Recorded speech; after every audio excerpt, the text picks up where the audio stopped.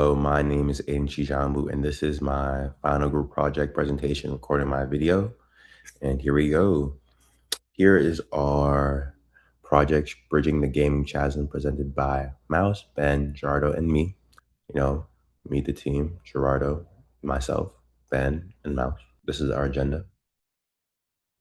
For our project, we decided to work on increasing accessibility in gaming spaces because it can be very difficult for someone with really any sort of disability to play video games for a variety of different reasons.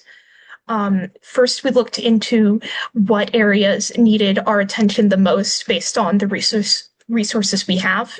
And once we did that, we determined that people with upper limb differences would probably be our best target market. Once we determined that, we looked into what devices were already out there and what we might be able to create to help. We determined one of the main issues was price. A lot of one-handed controllers can be upwards of 500, 600, maybe even more. So we created a cheaper solution for that based on 3D printed parts and a mouse. To bring accessibility to users with an upper limb difference in FPS games, we designed a mouse with both an easy-to-control hand mount as well as buttons controlled by the user's feet. This allows the user to be competitive in FPS lobbies. The mouse contains wires leading to an external foot mount for the user to control left and right clicks by using buttons designed for the feet. The device passed extensive force and drop testing, being able to withstand anything that would be thrown at it with normal daily use, such as drops from a desk height. The device also passed click testing, where we found that the foot buttons accurately processed inputs nearly 100% of the time. Over the course of 8 prototype prints, numerous reassemblies, and extensive testing, we are confident that we have delivered a device that could truly make a difference to users with upper limb differences who wish to be competitive in FPS games. Thank you, Ben. To evaluate our prototype, we measured it against 4 strict success metrics. I do want to note one important testing constraint. Due to project time limits, we weren't able to test with an individual who actually has an upper limb difference.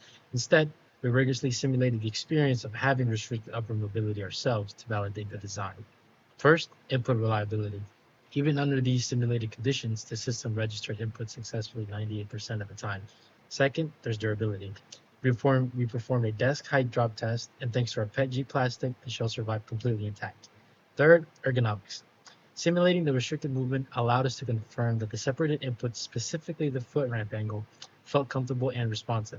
And finally, manufacturing. We successfully verified that anyone can replicate this build using our standard bill of materials that will be included in the guide.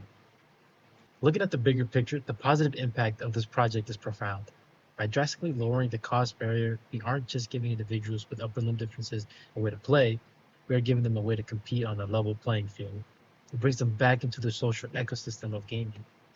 However, we do want to acknowledge our current limitations. Right now, replicating our system still requires access to specific fabrication tools like a 3D printer and a soldering iron. Building this from scratch also requires an investment of time that you wouldn't get from buying an off-the-shelf product. So, where do we go from here? Our immediate milestone is May 8th, when we officially publish our open source guide so anyone can build this at home. Moving forward, we plan to design modular pedals with universal mounting to accommodate different foot sizes. We also want to conduct broader real-world testing with individuals who have diverse upper limb differences to refine their ergonomics. Finally, we plan to design custom button housings to further minimize mechanical wear and tear over time. Our core belief is that no one should be priced out of playing with their friends. It's time to let the devs and the open source community help bridge the gaming chasm. Thank you so much for your time and attention today. Please reach out to us for any questions at bridgethegap@gmail.com.